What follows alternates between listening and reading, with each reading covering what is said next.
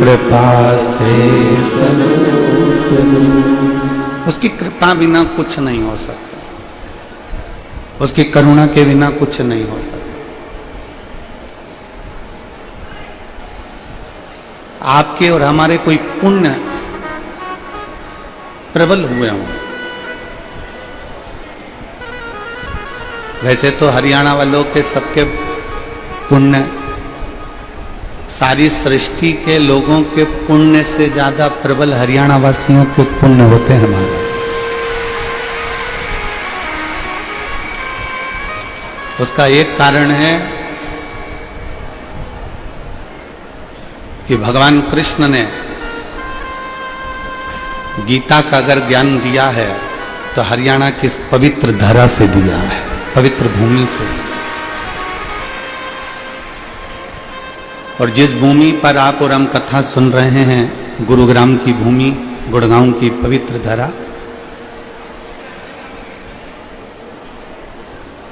इस गुरुग्राम की भूमि ने सिखाया था अर्जुन को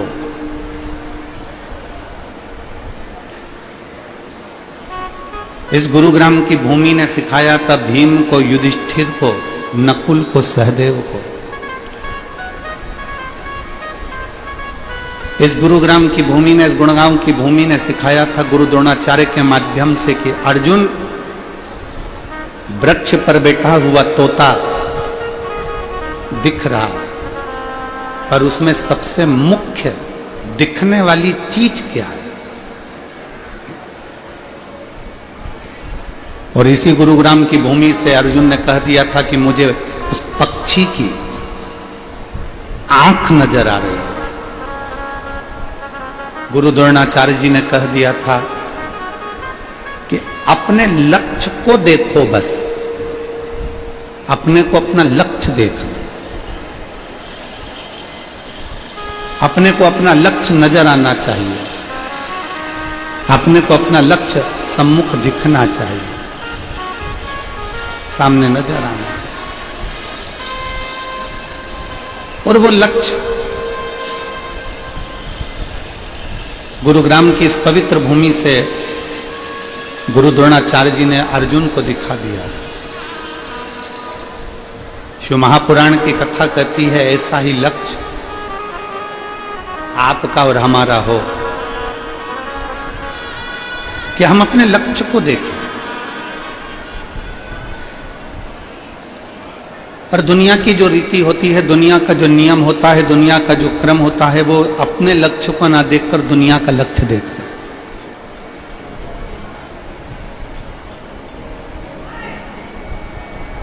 ये शिव महापुराण की कथा 5 दिवसीय है। हरतालिका फुलेरा शिव महापुराण की कथा गुरुग्राम से आप और हम श्रवण करेंगे। श्री वर्धन जी यादव जी ने कहा कि 3 तारीख से कथा प्रारंभ हो रही है, 7 तारीख तक चलेगी। और 3 तारीख का उन्होंने महत्व समझाया कि त्रिपुंडधारी, त्रिशूलधारी, त्रिलोकी के नाथ, त्रिनेत्रधारी की कथा आज 3 तारीख से प्रारंभ हो रही है। और वास्तवता है,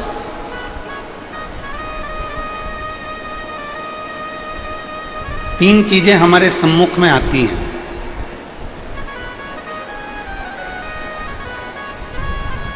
एक स्वयं के लिए देख लेना, एक अपने परिवार के लिए देख लेना, और एक संपूर्ण जगत के लिए देख लेना।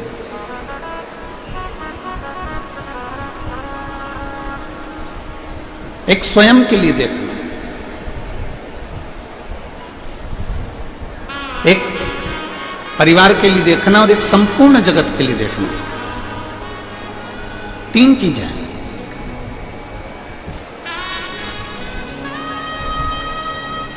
ये जो वर्धन यादव जी सीहोर जब आए तो माता जी उनके साथ में थी, बहू रानी उनके साथ में थी, उनके साथ में और भी परिवार के लोग थे। तो समिति के लोगों ने उनसे पूछा वर्धन जी से कि माता जी भी साथ में थी कि ये कथा आप गुरुग्राम में ले रहे हो, गुड़गांव में ले रहे हो, तो वहाँ इतनी बड़ी जगह तो होगी नहीं, व्यवस्था करना बड़ा कठिन पड़ता है बड़ी बड़े शहरों में, बड़ी बड़ी सिटियों में। तो ये कथा में लाखों लाखों भक्त आते हैं,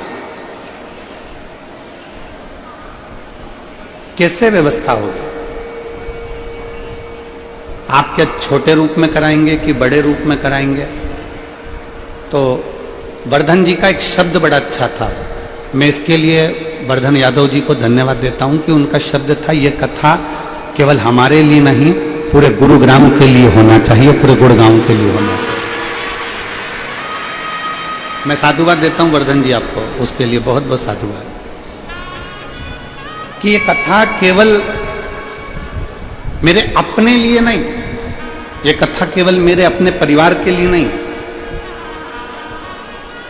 ये कथा संपूर्ण विश्व के कल्याण के लिए, पूरे गुरुग्राम के लिए, पूरे गुड़गांव वासियों के लिए होना चाहिए, पूरे हरियाणा वालों के लिए होना चाहिए।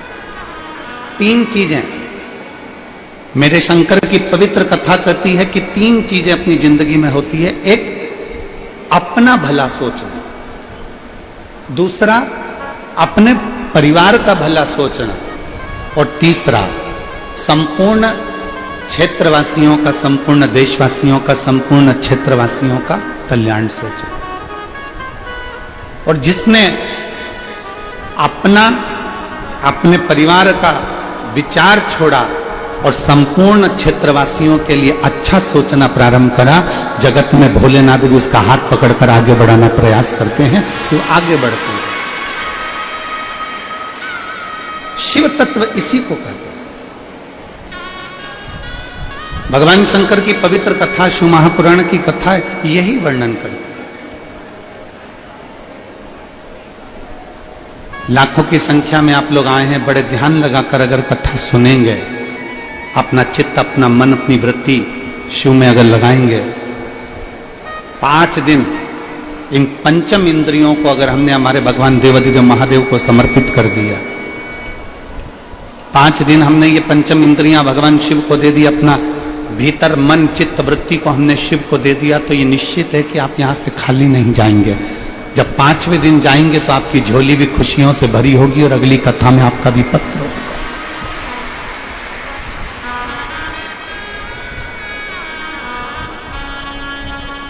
बोल बम का नारा है, जरा जम के बोलो, बोल बम का नारा है, सारी समस्या का हल,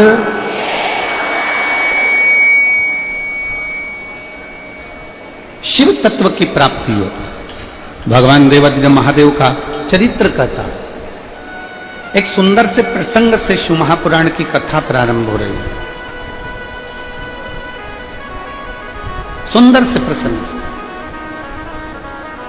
जिसमें श्री वेदव्यास जी ने देवराज नाम के ब्राह्मण का चरित्र कहा, और बहुत सावधानी से सुनिएगा, बहुत दूर दूर से आए हो, 100 रुपए, 50 रुपए, 200 रुपए अपने खर्च कर कर आए, ऑटो से, रिक्शे से, गाड़ी से यहां पहुंचे हो। बहुत सावधानी से कथा को सुनिएगा,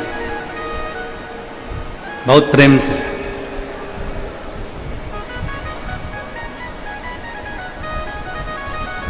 एक देवराज नाम का ब्राह्मण का चरित्र कहा गया।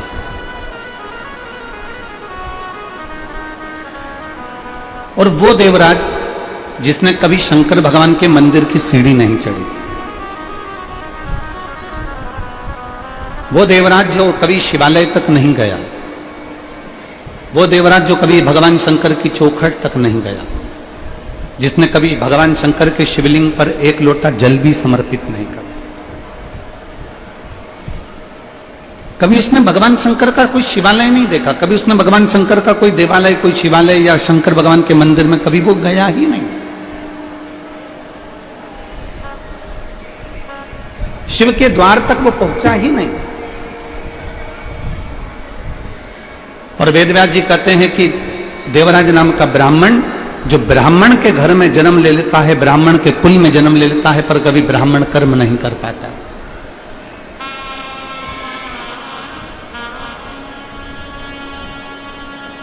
एक ब्राह्मण के घर में जन्म ले लेना, ब्राह्मण के कुल में जन्म ले लेना, और ब्राह्मण के घर में जन्म लेने के बाद भी अगर वो ब्राह्मण कर्म नहीं कर पाया तो उसका ब्राह्मणत्व कोई मतलब का नहीं।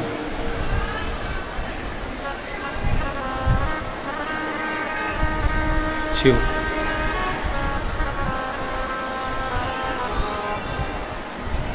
ब्राह्मण के घर में जन्म ले लेना, ब्राह्मण कुल में जन्म ले लेना और ब्राह्मणत्व न कर पाना, तो फिर ये सोचनीय। और शंभु शरणे पड़ी मांगू घड़ी रे, दुख काटो दया करीन दर्शन ओ शंभु शरणे मांगू घड़ी रे, दुख काटो दया करीन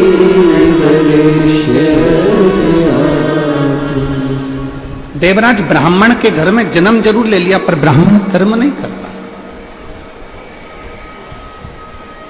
समय निकलता गया, अपनी पत्नी, अपने बच्चों का भरण पोषण वो आराम से कर रहा था, पर एक पर स्त्री का संग उसको मिल गया। अभी गुरु गोविंद सिंह जी की पुण्य स्थली नांदेड़ में शिव महापुराण की कथा में हमने कहा था, बन सके तो दो चीजों से दूरी बना लो, एक पर स्त्री और दूसरा पर धन।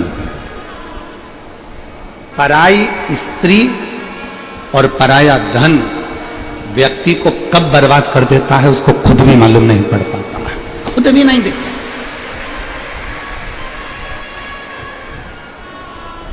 दो से दूरी बना लो।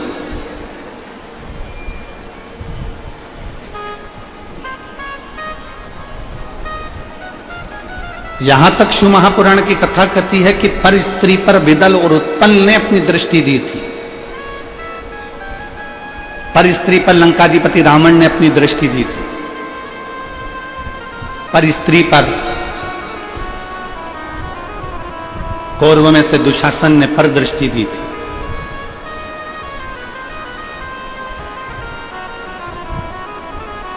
पर स्त्री को यदि हम गलत विचार से भी अगर देख लेते हैं, गलत दृष्टि से भी देख लेते हैं, तो हमारा जीवन नाश होने में देरी नहीं लगती। दो चीजों से दूरी बनाओ, एक पर स्त्री और पर धन। ये दोनों बर्बाद करने वाले, ये दोनों नष्ट करने वाले। और देवराज ने सबसे बड़ी गलती करी कि देवराज अपनी घर में पत्नी थी, अपने घर में बच्चे थे, पूरा परिवार था, उनका भरण पोषण भी चल रहा है, उनका भोजन भी चल रहा है, उनका अच्छे से देख रेख भी चल रहा है। पर देवराज ने एक गलती करी कि एक सुंदर स्त्री के संग में वो पड़ गया, और एक स्त्री का संग ऐसा मिल गया उसको कि उस स्त्री ने, उस नारी ने देवराज से कहा कि रानी के गले में जो हार है, रानी के गले में जो हार पड़ा हुआ है, वह हार मुझे चाहिए।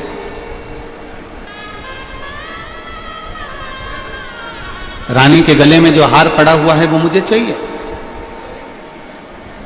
बस एक पराई स्त्री के कहने पर वो हार लेने के लिए गया और दूत उसके पीछे पड़ गए, और वो चोरी का धन लेकर जा रहा था, शरीर में ताप पड़ गया, और चोरी के धन को लेकर वो शिवालय तक पहुंच गया। अब देखो जरा विचार करिएगा, जिसने कभी शंकर का मंदिर नहीं देखा, कभी शिवालय नहीं देखा, कभी शिव का द्वार नहीं देखा, कभी शंकर की चौखट नहीं देखी, कभी शंकर भगवान के शिवलिंग पर एक लोटा जल नहीं चढ़ाया, अनायास अचानक वो घूम फिर कर अगर कहीं से भी शंकर के चौखट तक जा रहा है, शंकर के दरवाजे तक जा रहा है, तो ये अंदाजा लगा कर रखना कि ये वो नहीं जा रहा। उसने, उसके पूर्वजों ने, उसकी 71 पीढ़ी में किसी ने अगर भगवान शंकर की आराधना करी होगी तो उस आराधना का फल ये रहा कि वो शंकर की चौखट तक अंतिम समय में पहुंच ही गया। ये उसकी आराधना का फल।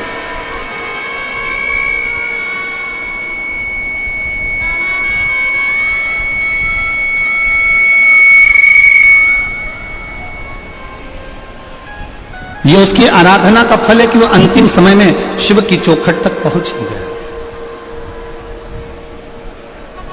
और तेरी कृपा बिना न हिले एक भी लेते हैं श्वास तेरी कृपा से। ये उसकी कृपा, ये उसकी उदारता।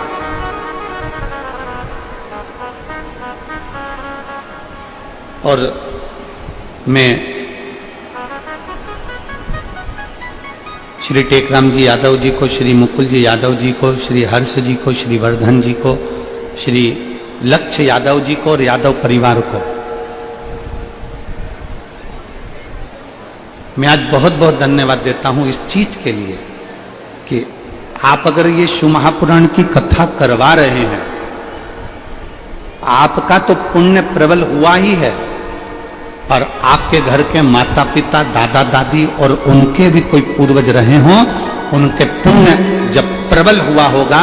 वो कहते हैं कि छोटी सी गुल्लक जब बच्चा भरता है तो कोई गिफ्ट लेकर आता है, उसी तरह जब भगवान शंकर की कृपा होती है और कहीं हमारे पुण्य की गुल्लक भराती है, तब जाकर ये शिव महापुराण की कथा अपने परिवार में और अपने गांव में हो पाती है। कोई पुण्य प्रबल हुआ।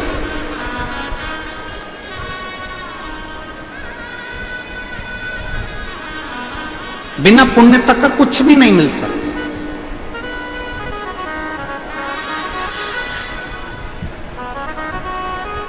कमी है क्या इस गुड़गांव में, इस गुरुग्राम में कमी है क्या? करोड़पतियों की, धनपतियों की, वैभवपतियों की, सत्तापतियों की, धनपतियों की कोई कमी है? नहीं। धनपति बहुत हो सकते हैं, करोड़पति बहुत हो सकते हैं, सत्तापति बहुत हो सकते हैं, वैभवपति बहुत हो सकते हैं, पर शिव महापुराण की कथा कहती है पुण्यपति होना थोड़ा सा कठिन विषय हो जाए। पुण्यपति होना,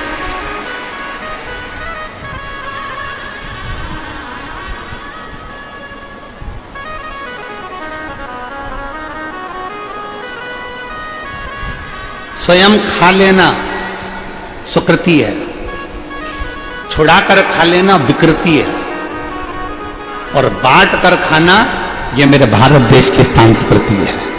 ये मेरे भारत देश की संस्कृति है।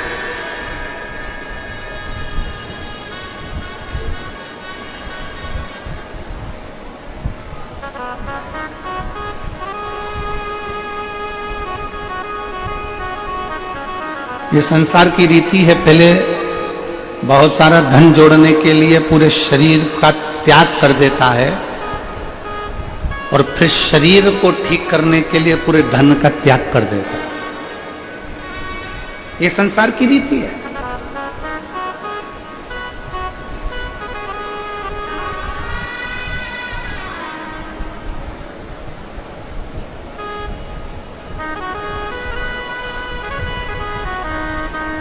कल हम जब यहाँ गुरुग्राम में पहुंचे यादव जी के घर पर, तो उसके पहले हम गोवर्धन नाथ जी की परिक्रमा करने के लिए गए। आते आते तो परिक्रमा करते करते वहाँ एक आवाज़ गूंज रही है, उसको परिक्रमा करते करते वहाँ पर एक माता जी से मिलना हुआ। तो वो माता जी बोल रही थी कि गुरुजी,